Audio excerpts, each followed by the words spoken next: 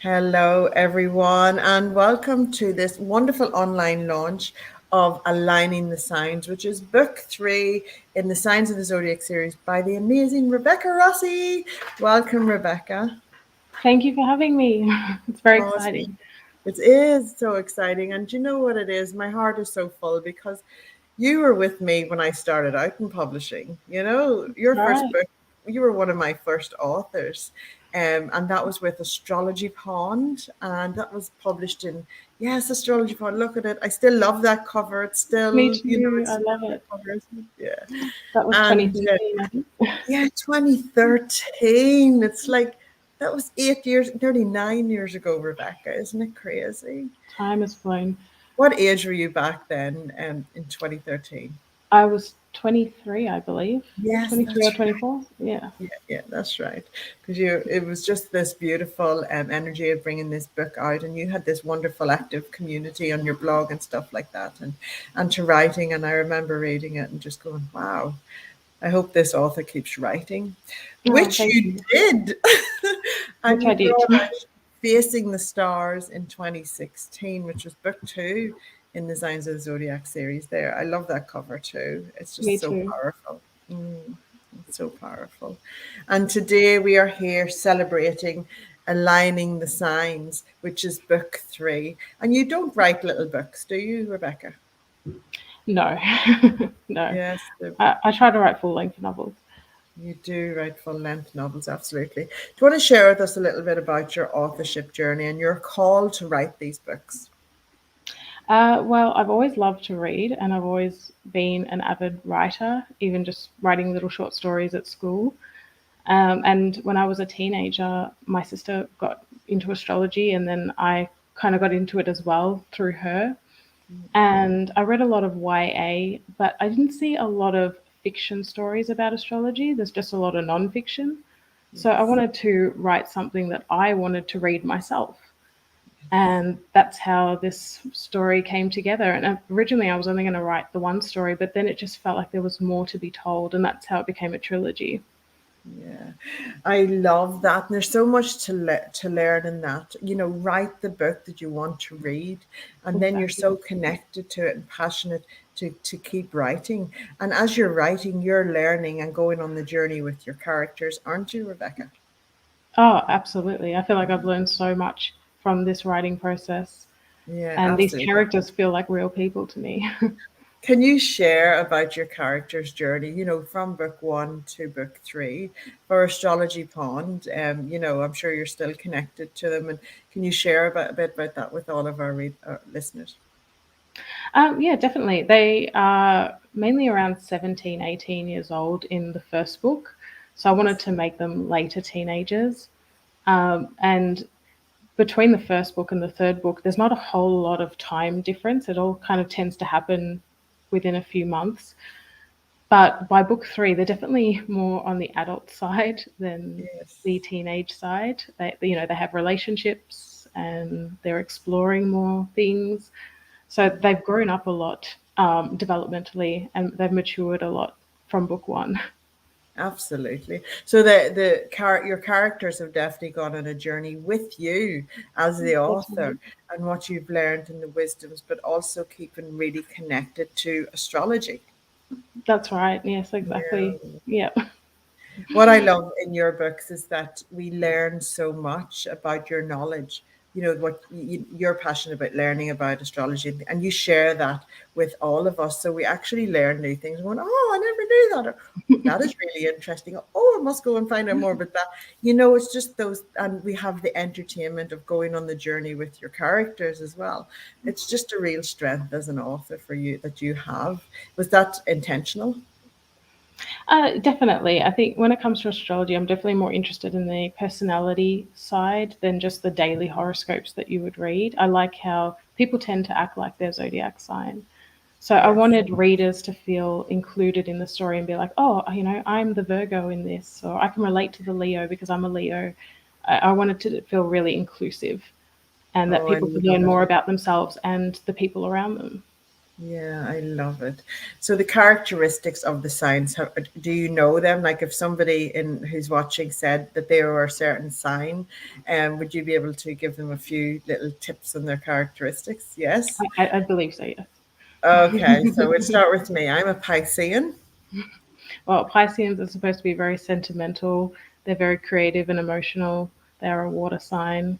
Yeah, They're big daydreamers, absolutely. quite romantic Dream as big, well. people. Yes. Dream big. If you're watching right now, share with us your star sign and we'll test Rebecca and see if you can connect with that. Melanie Power, who is, hello, Melanie, says, yes, the writing experience is so special. And it truly is that journey and that call to write a story, isn't it loud? You can't ignore it. You really can't. It's when I'm in the zone, it's just I cannot think of anything else. And it's so exciting. It is, and whenever that writing's flowing through you, do you ever write your book and you go back and read, and you go, "Wow, I can't believe that I wrote that." Absolutely, absolutely. I haven't even read my own books since I've written them, but Yeah, I'd like to one day, and I'd really like my daughter to read them one day. absolutely. And you've become a mom during your writing process. Your I daughter have. is now 3.5. Yes, a lot has Beautiful. happened in this time. It has, and so we've been on that journey for a long time, as I said, back from 2012 it would have been when we first connected, and that was when Yeah. we set up our publishing press. So you were just one of our first authors, which is so beautiful. But I want to read the blurb of book three, so people can get an essence of what the book is. So book three in the Signs of Zodiac series is Aligning the Signs. And the blurb says the Astro A team faced their biggest challenge yet. They must band together with their stubborn counterparts and rescue Graham from impending doom. The fate of the universe rests in their hands, but it's going to take a lot of strength, willpower, and patience to save the world. Do they have what it takes, or will they lose everything they have worked so hard for? Do-do-do-do. It's Very so dramatic, isn't intriguing.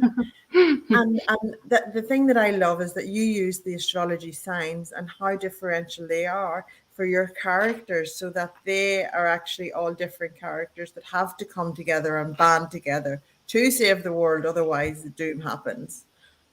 Yeah, I remember my late writing mentor. I posed this idea to her, and she told me that I was doing too much. She said, "You're writing from 12 different perspectives. It's a lot."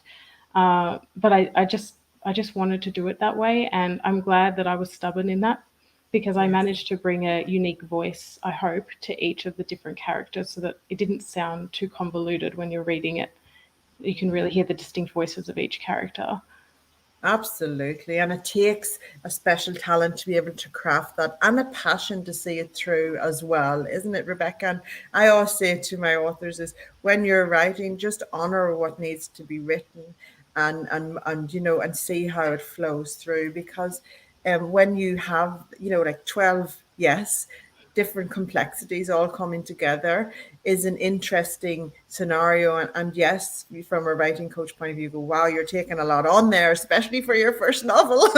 But the call to do that, you have to honor it, don't you? You have, it's one of Yeah, those things. it wouldn't have been the same if I'd done it any other way. Yeah. Like what signs would you have chosen? It's like choosing a favorite child or something. It's like, what would you have chosen and left out? There would have been That's so many okay. more books. There would have been a lot of books. Oh, it is so beautiful to connect and to see your journey, and for our readers to learn from your journey and how when you do answer the call and when you do it in you honor what you need to write, and then you stick with it. It's not that we have to release a book every year.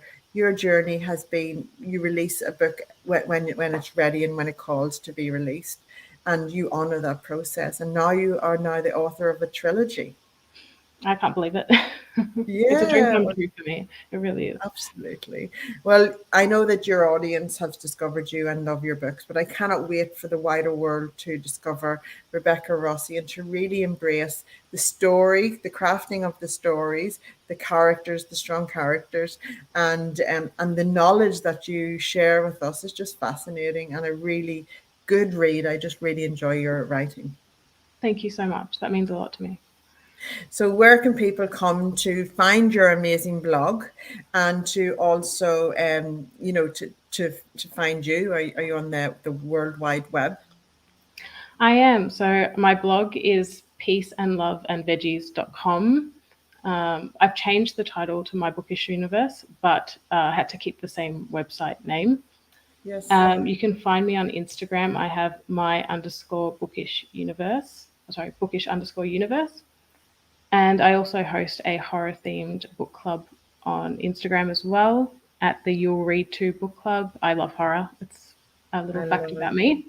Yeah, And I'm also on Twitter at Rossi underscore author.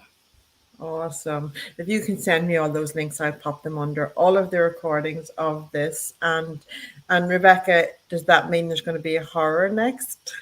Yes, I've actually finished. I just finished writing a horror novel. Yes. Oh, wow. I have to commend you for that. I can't hang out in horror too long. It's just my thing, but a It's not huge for everyone. kudos to you. That is amazing.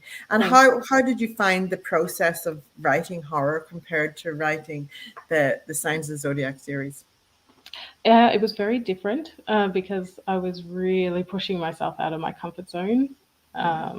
The trilogy felt very comfortable to me, whereas this is like I'm trying to scare readers. I'm trying to make them feel a little bit uncomfortable. So it was definitely a different process, but it's one of the most fun experiences I've ever had, and I'm really proud of this one. I I mean, love I'm proud that. of all of them, but I'm really Yeah. proud. Yeah, well, you know what they say, the magic happens just outside your comfort zone, and for you to stick with that, and to, well, you know what you like to read in horror, so whenever you're an avid reader of something, then you know what to write because you're just going to serve that need, aren't you? Yes, yeah, exactly. Be your own best reader. Absolutely. Oh, it's been an absolute joy to get to know you. We have Lauren Angelique here who says, Oh, "Well my done, sister. Rebecca." Yeah, Thank you. Thanks, sis. and yay! And yes, so everyone, we will pop some links below. We'll pop some links to be able to get Rebecca's books and share this amazing author in your networks because I promise you that you will read and just go into another realms and learn things that you never thought that you would learn. So thank you so much, Rebecca. Thank you so much, Karen. It's been an honor. Bye, guys.